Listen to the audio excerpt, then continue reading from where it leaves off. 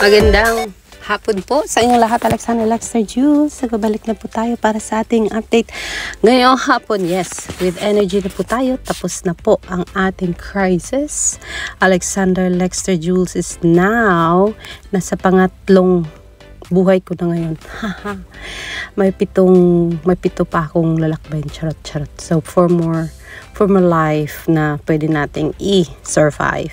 So thank you so much, God. At nakabalik na po si Alexander Lexter Jules. Nako, 10 araw din yon. Chicken pox is such a scary thing. But then yes, marami na po tayong scar faces. Charot. Marami tayong scars sa ating faces ngayon. So, voice na lang muna tayo. Charot.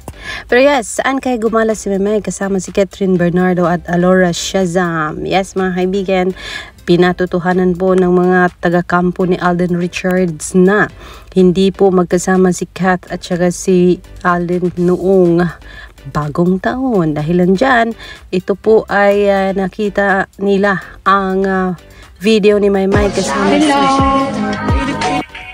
kasama si Alora Shazam at saka si Atibal. Ayan, magkasama po sila ni Maymay Entrata. Kung kaya sabi nila, yes, hindi po magkasama si Alden Richards and Catherine Bernardo. Pagkatapos daw kasi ng Hello Love Again, ay parang tumahimik na muli ang mundo ng Catherine at magkahiwalay na po sila muli ng Eternaries. Gaano kay katutuyan?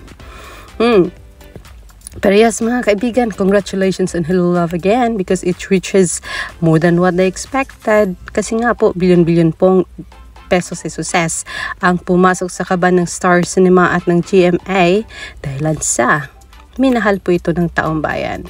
So yes, mga kaibigan, saan kayo gumala si Maymay kasama si Alora Shazam?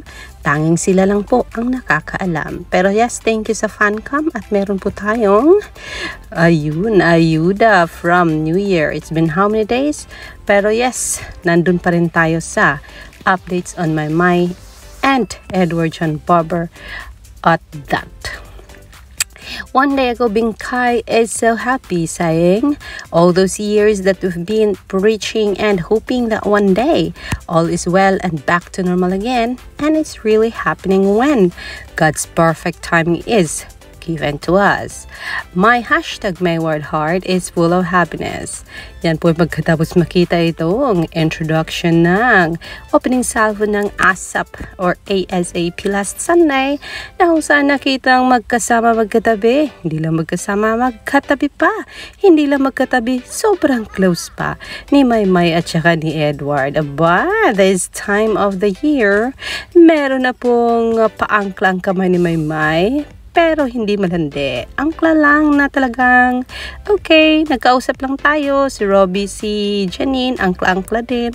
At saka si Maymay at Edward, angkla-angkla din. Pero huy, Edward, sumubra yata sa angklang sa'yo. Kasi may patapik-tapik ka na kami may sa likod at may pahawak sa braso at may pasobrang titig-tingin pa. Kagat labi pa dong. Huli ka dong kasi ayun, medyo may soko ang ating mga mata at nakita natin lahat ng mga kaganapan last Sunday. Sad to say, I'm not sure if we're gonna see that kind of closeness and sweetness again, but then na-treasure po natin yan. May evidence tayo, may proof tayo, at may files tayo doon. So, happy na tayo doon. At kung mangyari mang next Sunday, ganun uli ang kanilang kaswitan, sobrang bonus na yun para sa atin. Pero yes, my Entrada is back at it again. She is now having her life of her lifetime. Having time, having moments, and balik sarili na uli. At ito't may patiktok na muli Sinday. And this time, it's a graceful Meridale with, sabi nila, aba, may pinagawa mo ba ang dede mo? At parang lumaki naman daw ang hinaharap mo. But then, bagay daw sa'yo. Ay, may nagsabi na they like your short hair. Some of them are saying they wanted to have back that long hair of yours. Pero kung kailan mangyayari yun, kasi uso naman ngayon ang short hair, enjoy na lang muna natin to. She looks pretty naman with this hair. Depende naman kasi sometimes, pag biglang gising naman, parang yun na yun eh. Parang minsan, may aura din naman. Minsan, inaayos din naman niya ang kanyang hair with bangs. But then here is Marydale dancing. Let's go do it.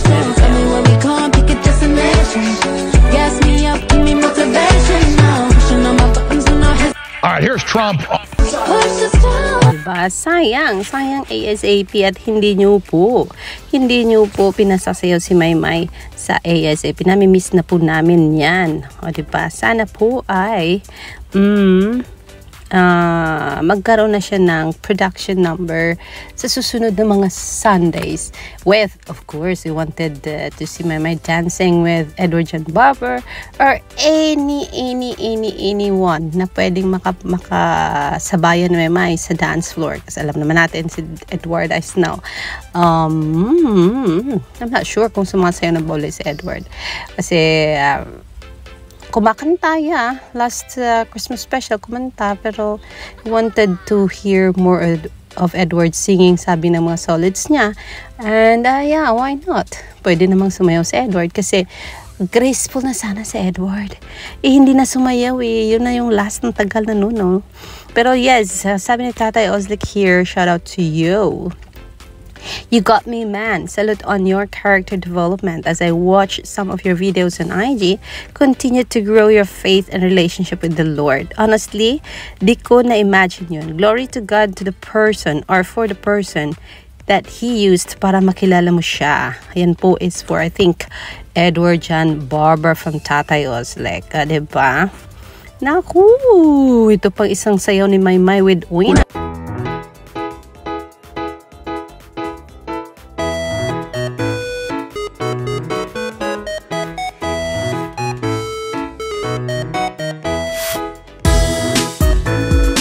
Saan kaya yun pinag-record ni Maymay at saka ni Wina? Pero hindi ko pa ito na-show sa inyo mga kaibigan.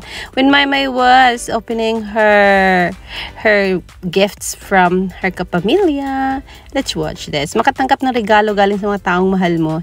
Yung mga mata ni Maymay talaga. Happy lang. Let's go watch this.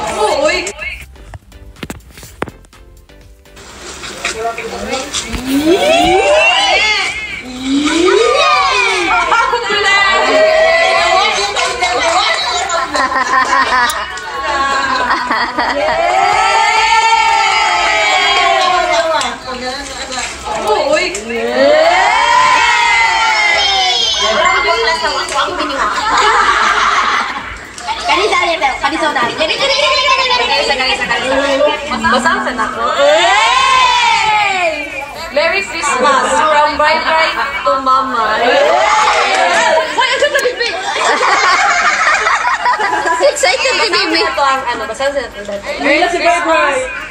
Merry Christmas to the best ate and mama and guardian to us.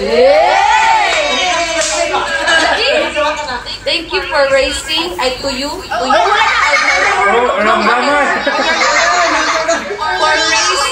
for raising and giving us the best life. Thank you for being our father as well. Make sure that when you open this gift, you will give time to your son. I love you so much. Gusto ko yung mensahe na yun.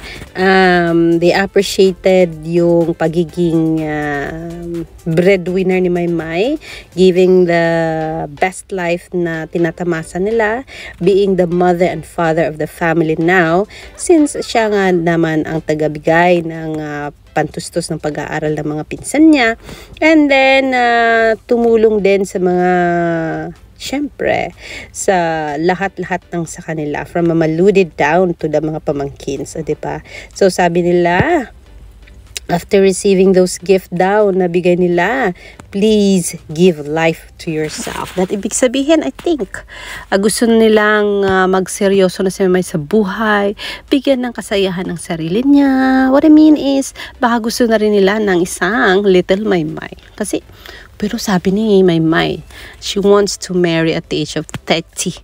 At by then, si Edward John Bobber, 27 na. I think Maymay is turning 28 na ba? Or 29? 28, I think. I'm not sure.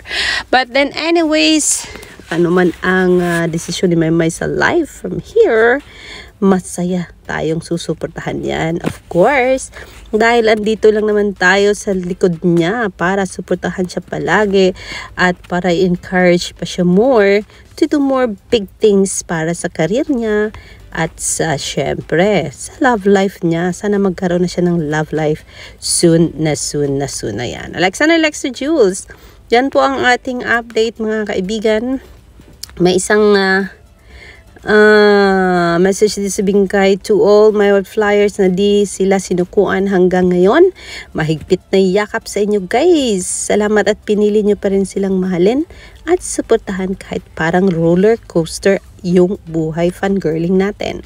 Ayan po ang sabi ni Bingkay. Ayan, laban lang po tayo mga kaibigan at kaya natin to. Kinayan nga natin noon na parang walang signs of positivity. Ngayon pa ba tayo aatras at susuko na medyo lumilinaw na po ang kalangitan at parang patapos na ang unos sa buhay ni Maymay at saka ni Edward John Bobber. O diba? So yes mga kaibigan, this is our latest update on Meridama Manturana. This is Alexander Lexter Jules. Magandang hapon po sa inyong lahat.